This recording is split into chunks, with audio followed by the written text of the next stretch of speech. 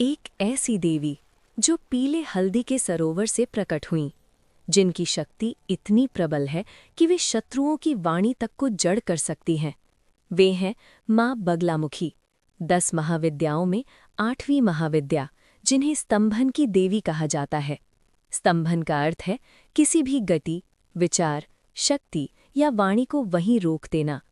पर क्या आप जानते हैं माँ बगलामुखी का जन्म कैसे हुआ और वे तंत्र शास्त्रों की मूल देवी क्यों मानी जाती हैं? आइए जानते हैं उनकी अद्भुत कथा। सतयुग का स्वर्णिम काल चल रहा था।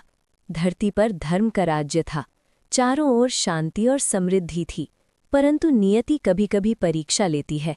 अचानक आकाश में एक भयानक गर्जना हुई।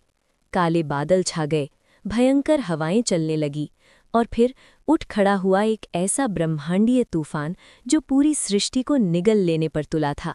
ये कोई साधारण तूफान नहीं था।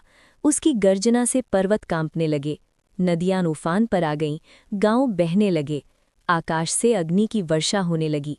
हर जीव, हर प्राणी मृत्यु के निकट खड़ा था। ये देखकर सृष्टि के रचयिता ब्रह्मा जी व्याकुल हो उठे। वे समझ नहीं पा रहे थे कि ये प्रलय क्यों आ रही है। पालनकर्ता भगवान विष्णु भी चिंतित थे, क्योंकि ये संकट किसी प्राकृतिक आपदा से कहीं अधिक शक्तिशाली था। इंद्र, वरुण, अग्नि, सूर्य सभी देवता एक साथ विष्णु जी के पास पहुंचे। उन्होंने प्रार्थना की, हे प्रभु, आप ही सृष्टि के रक्षक हैं, कृपया इस विनाश को रोकिए। भगवान विष्णु चिंतन कर ही रहे थे कि तभी भगवान शिव प्रकट हुए। उन्होंने कहा, हे नारायण, ये विनाश आदि शक्ति का परीक्षण है। इस तूफान को रोकने का एक ही उपाय है, आदि शक्ति माँ त्रिपुरा सुंदरी को प्रसन्न करना। उनकी स्तंभन शक्ति ही इस तूफान को रोक सकती है। भगवान विष्णु ने कठोर तपस्या का संकल्प लिया। वे एक पवित्र स्थान की खोज में निकले। यात्रा करते हुए वे सौराष्ट्र पहुंचे, जो आज का गुजरात है। वहां उन्हें एक दिव्य सरोवर मिला। उसका जल हल्दी की तरह पीला था। उससे एक अलौकिक सुगंध निकल रही थी। इस सरोवर को कहा जाता था हरिद्रा सरोवर। भगवान विष्णु ने उसके किनारे आसन लगाया और माँ त्रिपुरा सुंदरी को प्रसन्न करने हेतु तप करने लगे। दिन रात केवल जाप, भोजन का त्याग। उनकी तपस्या की ज्वाला इतनी प्रबल हुई कि सरोवर का जल उबलने लगा। प्रकृति मौन हो गई, पक्षी चुप हो गए, वृक्ष झुक गए। फिर आया वैशाख मास, शुक्ल पक्ष की अष्टमी तिथि। आधी रात के समय सरोवर से एक तेजस्वी प्रकाश निकला और उसी प्रकाश के बीच पीले जल से एक दिव्य रूप प्रकट हुआ। वहीं थी माँ बगलामुखी। उनका वर्ण सोने के समान पीला था। पीले वस्त्र, एक हाथ में गदा, दूसरे हाथ में पाश, नेत्रों में करुणा और क्रोध का अद्भुत संगम। भगवान विष्णु ने प्रणाम किया, हे शक्ति स्वरूप, सृष्टि संकट में है, कृपया इस तूफान को रोकिए। माँ ने मुस्कुराकर अपनी दृष्टि उस तूफान की ओर घुमाई और जैसे ही देवी की दृष्टि पड़ी, तूफान एक क्षण में स्तंभित हो गया।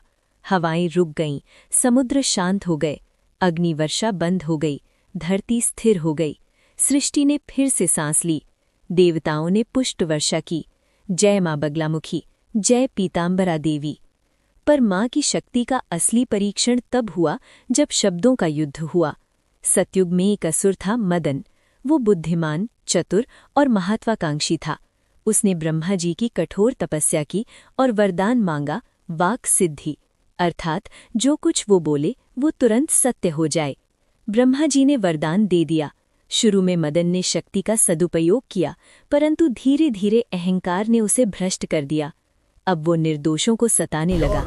ऋषियों के यज्ञ में जाकर कहता, अग्नि बुझ जाए, और अग्नि बुझ जाती। राजाओं से कहता, राज्य नष्ट हो जाए, और राज्य बर्बाद हो जाता। देवताओं तक को भय लगने लगा। उसकी जीभ ही अब उसका ब्रह्मास्त्र बन गई थी। देवता भयभीत होकर माँ बगलामुखी की शरण में गए। माँ प्रकट हुई। पीला दिव्य प्रकाश आकाश में फैल गया। वे सीधे मदन के सामने पहुंची। मदन हंसकर बोला, हे देवी, तुम मेरा क्या बिगाड़ लोगी? मैं तो अपनी वाणी से। पर वाक्य पूरा होने से पहले माँ ने उसका मुख पकड़ लिया, एक हाथ से उसकी जीभ खींच ली और उसी क्षण मदन की वाक सिद्धि स्तंभित हो गई। वो बोलना चाहता था पर शब्द नहीं निकले। माँ ने गदा उठाई, दुष्ट, जिस वाणी का उपयोग धर्म हेतु करना था, तूने उससे अधर्म फैलाया। मदन कांप उठा। उसकी आंखों से पश्चाताप के आंसू बहने लगे। माँ का हृदय पिघल गया। उन्होंने उसे जीवन दान दिया और कहा, शब्द शक्ति है, लेकिन संयम आवश्यक है। माँ बगलामुखी की ये कथा हमें सिखाती है, शब्दों की शक्ति अनंत है, लेकिन उसे नियंत्रित करने वाली शक्ति परम है।